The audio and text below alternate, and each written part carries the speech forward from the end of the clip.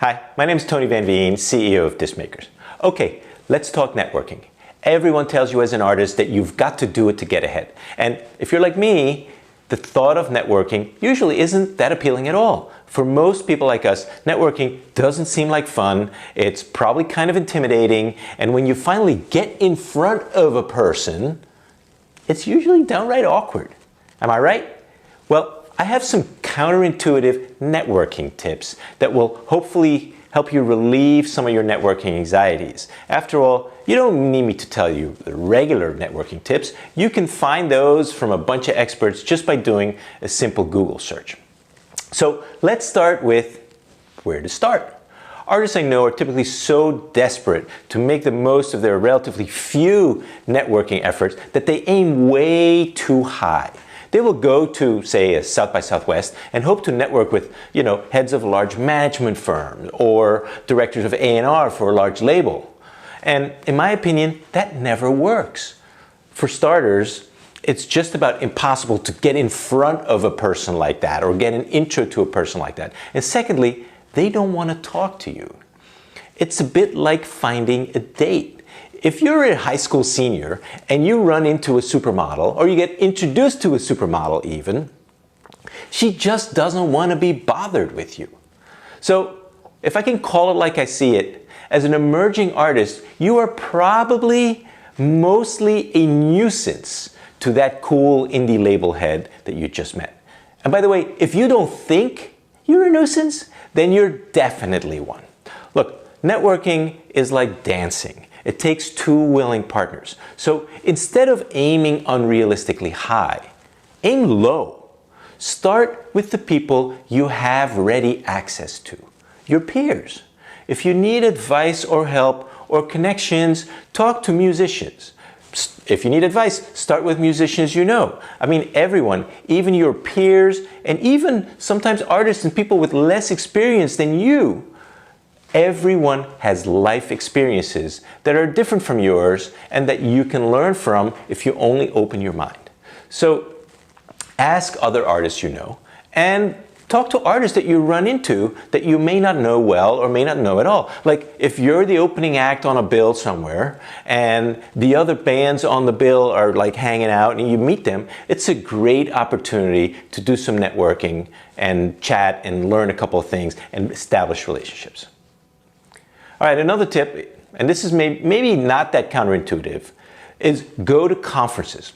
Music conferences are particularly productive. Not only will you learn a bunch of things that you didn't know by attending panel discussions, every other artist at the music conference is there also looking to network. So just start talking to them. Introduce yourself and, ask some of the usual icebreaker questions. Where are you from? What kind of music do you make?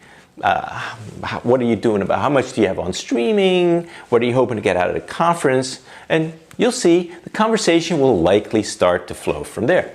And then at the right time, you can go into, some of the networking questions or things that, you may want to learn about. If you have any questions like that. And, if you're still worried about meeting people when you're at a conference, I know that when I walk into a big room and everyone is already schmoozing, my mind goes like, oh shit, how am I going to meet anyone here? So the first thing I do is head for the bar. And not for the reason you think. Although a bit of liquid courage doesn't hurt when networking. But no, it's because one of the easiest places to meet and chat up people is while standing in line. The registration line for the conference is awesome for this. Everyone is so excited, they'll be ready to chat with you. And the bar line is amazing as well. It's the easiest, non-awkward way to meet the person in front or behind you. And the bonus is that if you don't enjoy speaking to that person when you're standing in line at the bar, you can easily end the conversation once you get your drink. So here's another tip. Don't ask for help. I don't know about you, but I won't ask a stranger for a favor. I hate asking for favors.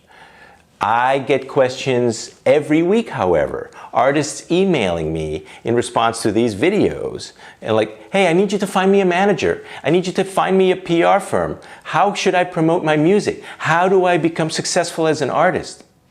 I mean, frankly, those are lazy questions that I get asked. I don't know you. I don't know your music. Why should I do all the work answering these questions when you haven't done the work to read any blogs or talk to other artists or done even the most basic Google search?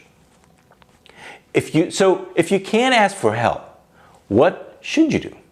Well, for starters, you want to go into a networking opportunity being prepared, knowing what you want. Networking isn't just about collecting contact numbers like trophies in case you might need something from that person at some time in the future. Networking is about making connections. If you're struggling with an aspect of your music career and you're talking to somebody, hone in on the struggle, share your challenge, discuss, as appropriate of course, what you've tried that hasn't worked, and ask the right question. Don't ask generic question to which a simple Google search will find you the answer.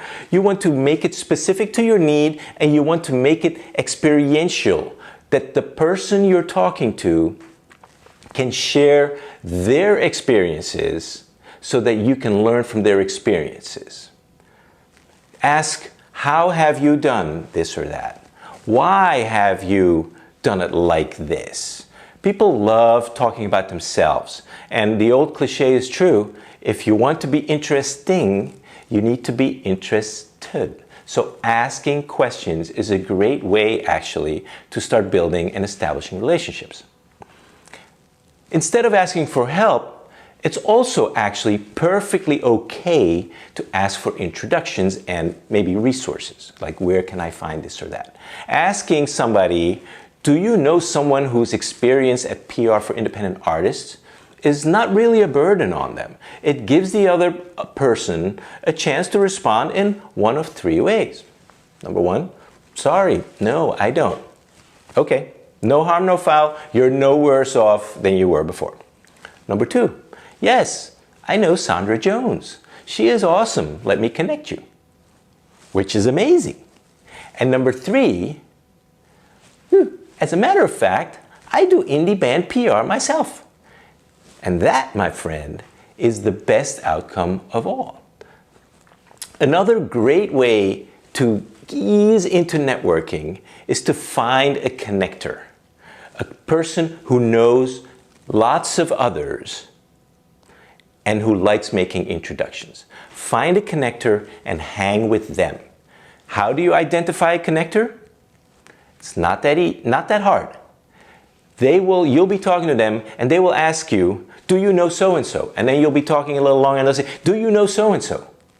Connectors love connecting people. I'm sure you probably know someone like that already. It just may not be in the music business. If you find a connector, build that mutual relationship. You'll benefit greatly from those introductions that they can make. And best of all, you can pay it forward then by introducing others to your connections. And how exactly do you build those mutual relationships? I already mentioned being interested, but there's an even better one in my opinion, which is be nice, be funny, be likable, be yourself, and then just kind of hang out and chat. Don't try too hard to impress. The other person may not be able to help you right away, and you may not be able to help them right away either. And that's perfectly okay. What you want to do is start to establish a relationship. Over the years, many artists have approached me to network, and when it becomes clear that I can't offer them what they're looking for right away, then they're out of there. No attempt at building a relationship, no attempt at getting to know me, no attempt at allowing me to get to know them. They're just out. But who knows? Sometime in the future, I might have been able to help them or introduce them to somebody, but they've lost their shot. Instead, if you establish a relationship where the other person actually likes you, imagine that, at the very least, you'll have a friend. And that friend, at some point, may just be able to help you. Okay, next tip. Have a business card. It may seem old school or even eco-unfriendly. Cool people have told me, oh, I've moved beyond paper. I've gone digital. I'm saving trees. But the fact is that a nice business card makes you stand out. And it makes you easier to remember. When I look at a business card after attending a conference, it reminds me of this person's face. An email that I get from them afterwards just doesn't do the same thing.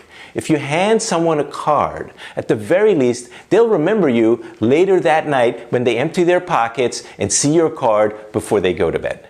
And that's one extra impression that you made that no electronic contact sharing can.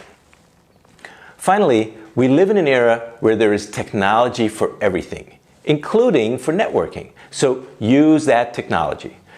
There's a new company called Bonsai that specializes in making connections with experts, including experts in the music field. I, along with a number of other music industry experts, am on Bonsai. I'm a member of Bonsai, and all you need to do is go to joinbonsai.co and sign up, and then you can make appointments for networking, though there is a fee attached, and many of the industry experts actually donate that fee to charity. A quick final tip, always be networking, and always be open to networking.